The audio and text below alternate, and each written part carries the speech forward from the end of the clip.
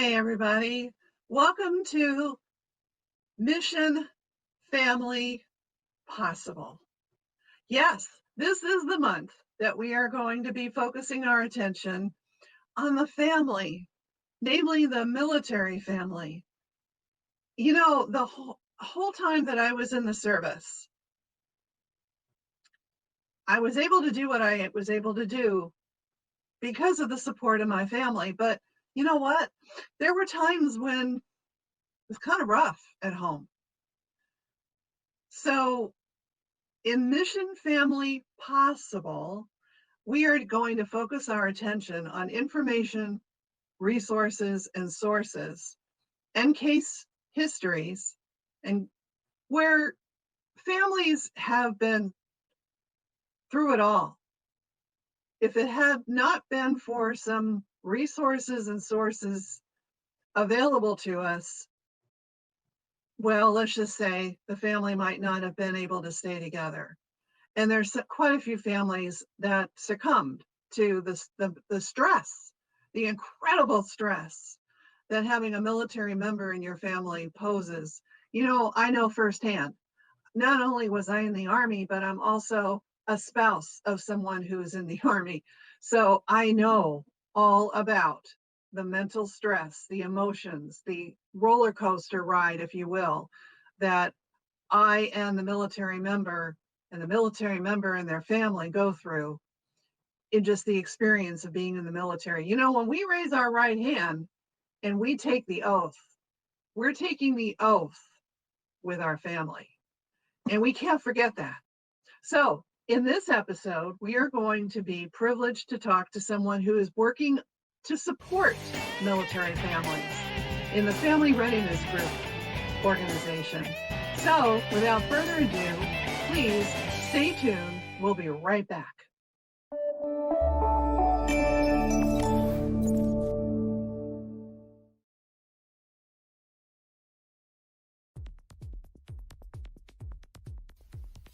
Hey everybody, join us for the Smash Party, nationwide Smash Party, to smash out all of our stress, the stress that has been accumulating for over the COVID-19 pandemic. Get it all out. Smash out that frustration, that disappointment, that anger. Get it all out. 15 minutes of smashing, and then we be calm. Breathe. Just breathe and relax.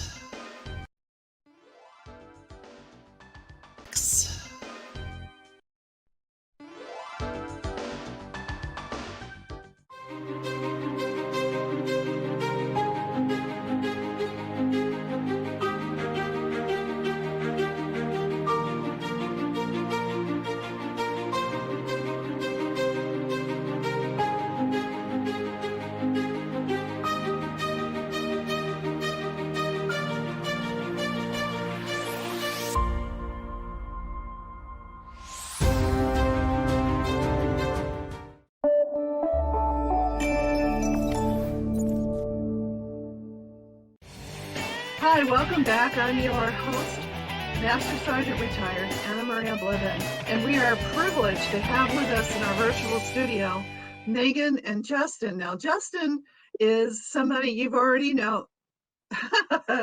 Justin is somebody that you already know, but you may have seen like this. But Megan is a very special person in the fact that she has joined our team for VWAS, and that's Veterans Warriors One Stop Shop.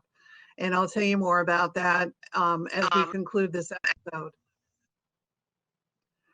Hi, say hi, Justin. Say hi, Megan. Hi, everybody. Hello. Hey, we're coming to you as a threesome to talk about something very near and dear to all of us. And the fact that Justin and I were in the service. Megan, do you have someone in your family that's in the service? So I was married to a National Guardsman in my late teens and early 20s, but I am the daughter of or the granddaughter of servicemen and the daughter of police officer, which is a very similar culture. So that's kind of how I got into it to start out with. And I've been working in the family programs field for about 15 years now. That's awesome. So to talk to someone in the inside of the support of families, I couldn't think of anyone more qualified for this episode than you. Well, thank you for having me. Thank you for being on this episode. So to get things started, I want to set the scene. So you were working with Family Readiness Group, right? So yes, I started out as a 19-year-old doing Family Readiness Group leadership for one of our local National Guard units. And I was in that position as a volunteer for about 4.5, 5 years. Can you give the audience just a little snippet of what you did in that position, in the helping out with the Family Readiness Group position? Sure. So I'm just going to give a brief overall what a FRG is. An FRG is a group that's made up of the support system of a unit. So that's spouses, parents, siblings, boyfriends, girlfriends, best friends. We got a little bit of everybody. Sometimes veteran service organizations. And we all come together into one location to basically provide a network of support that surrounds a particular unit. You see them really strong on Army bases or bases where the family's support system isn't there for soldiers. My experience specifically is within communities where, they did have their family network, but nobody knows what a National Guard family goes through like other National Guard families, because it is kind of a unique service because you still have a whole civilian life and then you also have your military career. So the goal of FRG is to provide information back and forth between the family members and the command staff of the team to make sure that, we're hearing things about what's going on. Because a lot of times our soldiers would go to drill and come back and we wouldn't have a clue what they were doing until it was time for them to go out the door. So this kind of gave us a place to get information and to get resources that were available to us. We also did a lot of social things to create that kind of network of community, baby showers, send-off parties, welcome home parties. We did some wedding showers. We did a little bit of everything, but it was just to create that sense of we're all a family within this unit. And then we also kind of adopted new families that came in. We would teach new families about what military lifestyle is, introduce them to, the culture within our particular unit, and just kind of provide a handoff to them so that they didn't feel like they were going at things alone. That's especially really helpful when we have to leave. Right. That's a very stressful situation taking place in the family when we have to leave. Very much. Yeah. So and especially with our Guard families, because a lot of times they don't really pay attention to the military aspect of their spouse's career until they're about to deploy for, an extended period of time. Right. And I can tell you that in the evolution of the Family Readiness Group, it used to be a family support group. And before that, it wasn't really much of anything. But the military started to realize that we can't do our job unless the home fires are still burning, basically. Absolutely. Right? And the only way that we're going to do that is if we're in partnership with our family. So Family Support Group was the first to actually get started. But when we got into a situation with Desert Shield, Desert Storm, and we were tested as a family support situation, we did not pass that test.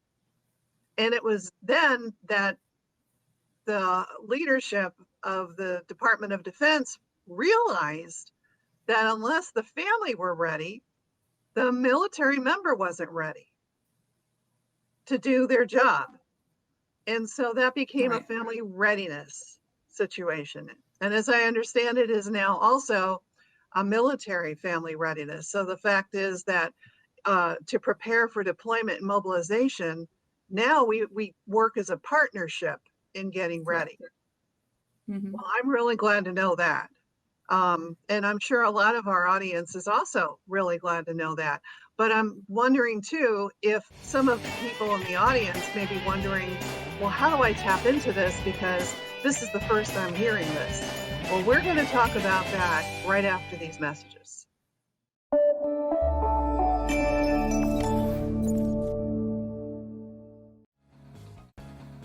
Ron salutes as a LinkedIn business strategist and relationship advisor. He's the co-author of 21 Days to Success with LinkedIn. He's a guest speaker for the U.S. Army on veteran transition. Contact Ron at his website.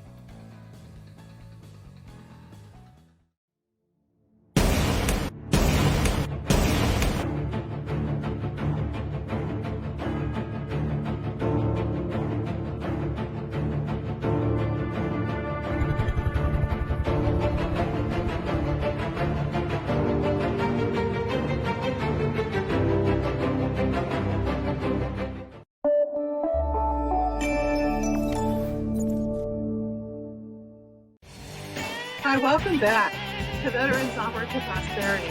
And I'm your host, Master Sergeant Retired Anna Maria Bliven. And on this episode, we are talking about family readiness, military family readiness, to be more specific, so that everybody that is connected with the military family in experience is actually supported and ready for whatever is taking place in the experience of the military life, right?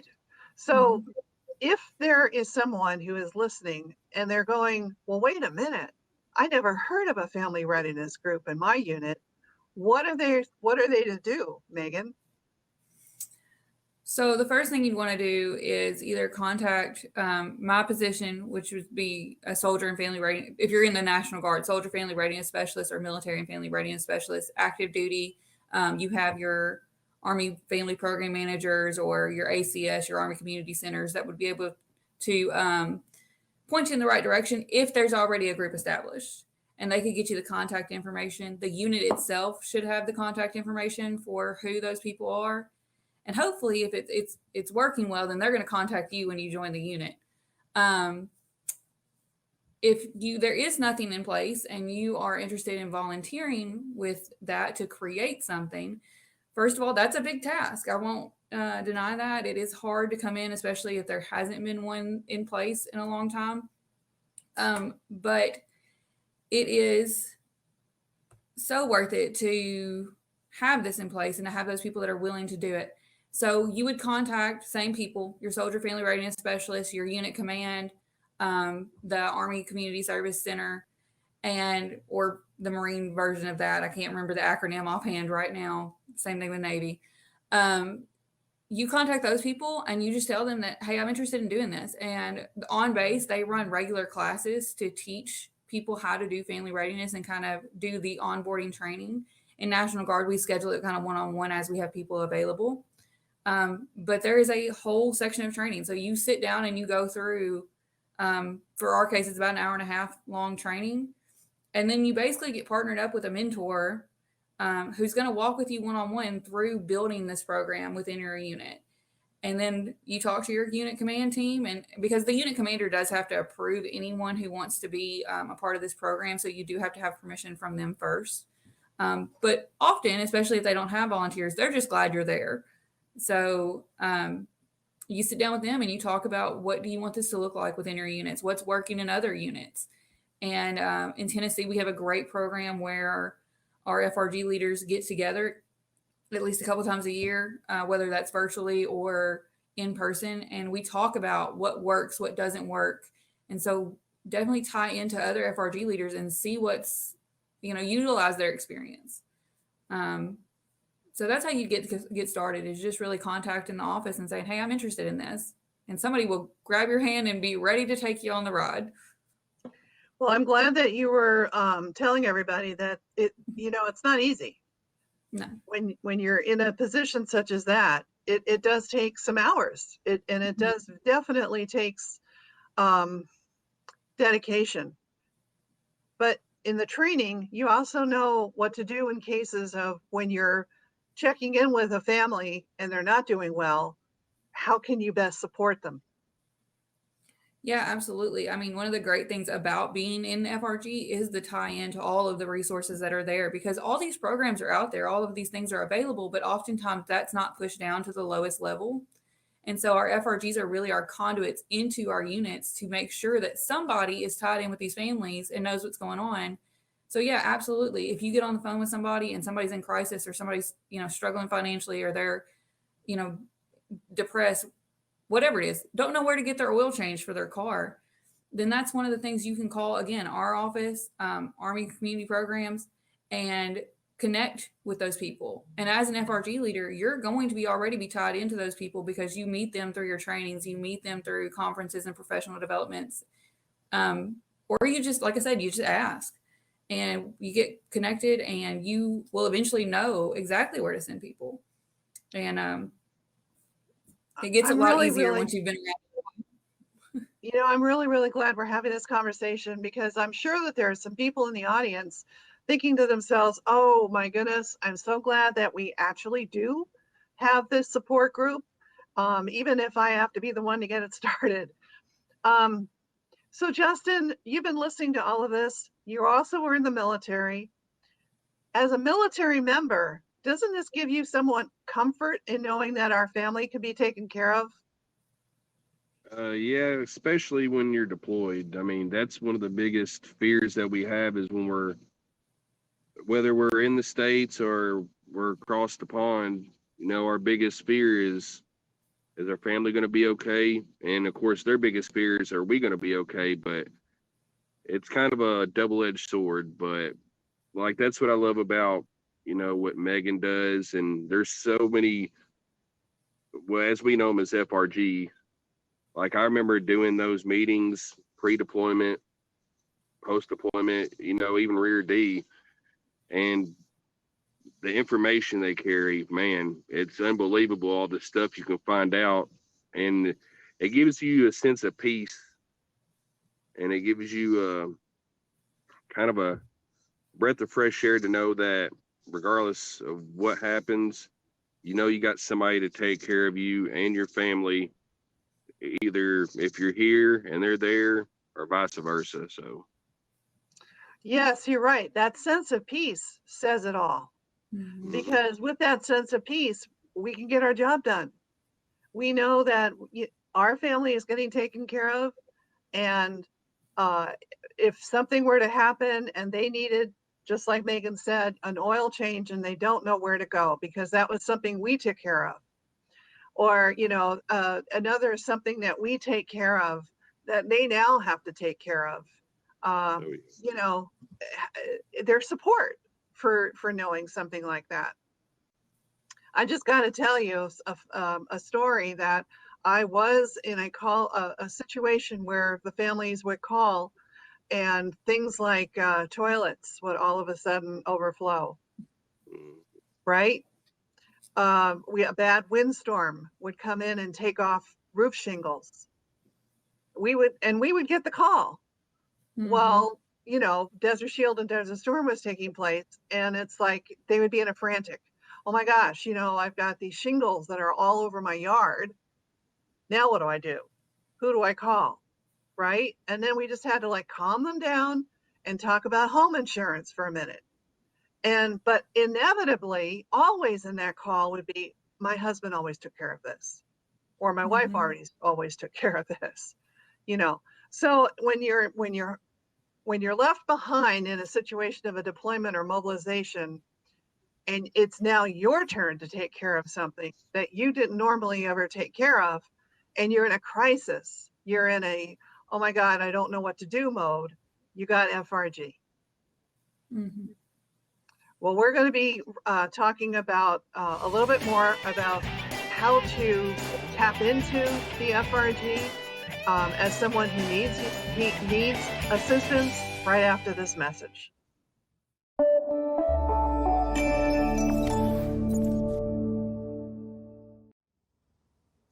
Hey vets, you know who I am. This is Ranger Johnson, and I want to help you to get the VA disability rating that you deserve. And if you want to know more about the Ranger method, please go to championsforveterans.com and schedule a free consultation now. Stay in the fight! Mike Merwin here, U.S. Navy retired submarine officer turned entrepreneur. I turned my hobby of 25 plus years making beef jerky into a thriving small business. Made in small batches with only high quality ingredients, it's not good, it's crazy good. A portion of all proceeds helps save military lives. Order now on www.crazymikesjerky.com using code CB10 for 10% off.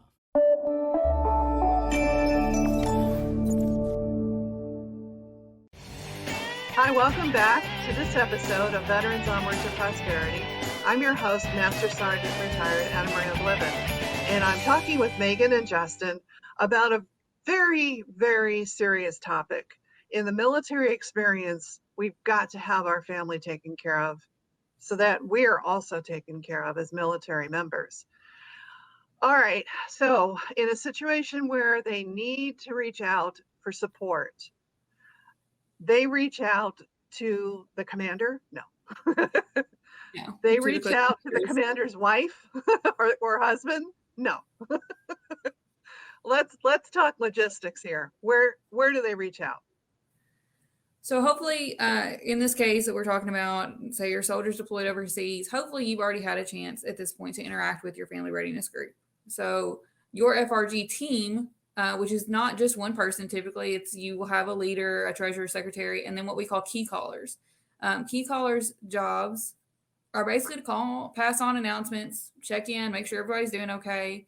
And then also you may receive a call from someone like me where you're getting a monthly call just saying, hey, how are you? How's things going? Do you have any questions? Are you worried about anything? Is there anything I can help with? And so hopefully you're going to be given contact both by the unit. And then again, somebody's going to call you in the first month or so of a deployment and say, this is who I am. This is my number. And so you're going to be tied in. In the event that that does not happen, then you would actually contact the unit's rear detachment and they would have that contact information on hand. So just call the unit. Right. So the rear detachment number would be something that you should have on your refrigerator. Yes, absolutely. Because that's your lifeline. Mm-hmm. You know what I mean?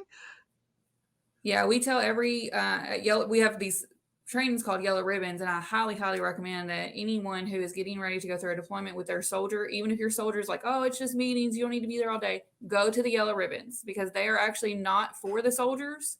They're really more for families because the soldiers get this information all the time, but our families don't. So go to the Yellow Ribbons. At Yellow Ribbons, we always give out magnets that have, Red Cross's number, your soldier family readiness, your FRG leader, the rear detachment commander. And yes, you want those numbers in your phone. You want those numbers on the fridge because those are the people that are going to talk to you. Those are the people that are going to handle your business.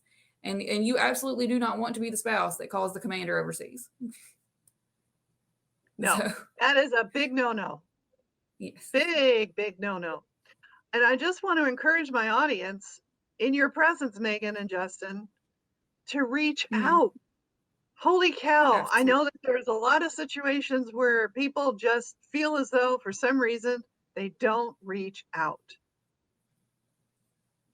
Please don't be one of those. And we tell our soldiers all the time, like, even if you think that this is your 5th deployment, you've done this 15 times, you don't think that your wife's going to need anything. Every deployment is different. Every family, every time you leave, you're different because, you're not the same person you were 3 or 4 years ago when you went on this deployment. Your family's not in the same place. Maybe you've added kids to the situation. Maybe this is your first time with a spouse. Make sure your family has this information and make sure they understand that it's there for them to help them. And just like you say, it's to keep our soldiers, and I tell my soldiers all the time, my whole job is to keep you guys on the line. So making sure that you're taken care of, your family is taken care of so that you can focus on the mission. And this is why Army and DOD has invested so much in these programs because statistically, we see higher unit mission success rates. We see soldiers coming home in larger numbers when there are strong FRGs at home, because they are not worried about what's going on at home. And then just on a personal note for me, FRG, the girls and guys that I did FRG with in 2007 and 8 are people that I can call today. And a lot of us, we're not still married to our soldier, or, they've been out of the guard for 15 years or whatever. But those are people I see still regularly today that I could call today if my car broke down, and they're going to come pick me up off the side of the road. These connections that you make with people, just like the connections our soldiers make with their battle buddies when they're deployed overseas, these are your battle buddies. These are your people to go through military life with, and not just when they're deployed, but when they're home too. Because we all know if something's going to break, it's going to break on drill weekend. It's going to break when they're in the field. And these are still your people that you can call and go through that with. I'm so glad you said that, because the connection brings about the support. So you've got to be in connection. Got to. Well, thank you so much, Megan, for taking your time to be with us and giving us all this great information, resources, and sources. Justin, thank you for your input as a military member. And we are going to wrap up this episode in just right after these messages.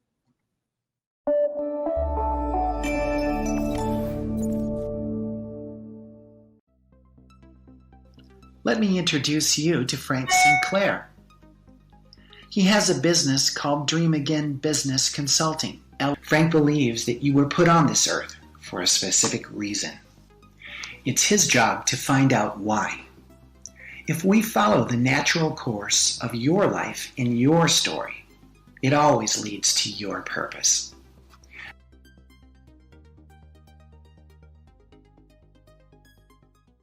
I'm Zach Damon, host of the Disability Channel Detroit. Please join us at the Disability Channel and watch the Disability Channel Detroit for all your Michigan disability information.